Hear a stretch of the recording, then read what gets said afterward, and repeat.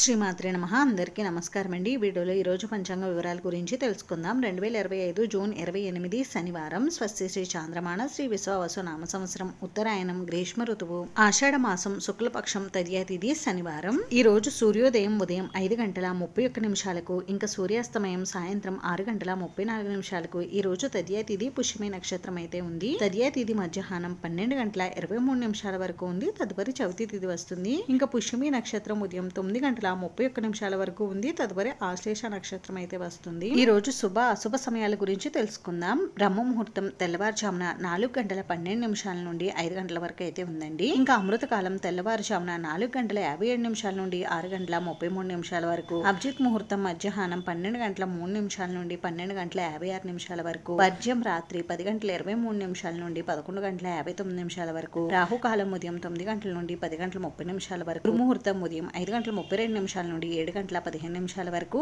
యమగండం మధ్యాహ్నం 1:30 నుండి 3 గంటల వరకు అయితే ఉంది. ఇంక ఈ రోజు శుభ సమయం వచ్చేసి ఉదయం 10:30 నుండి 1 గంట వరకు అయితే ఉందండి.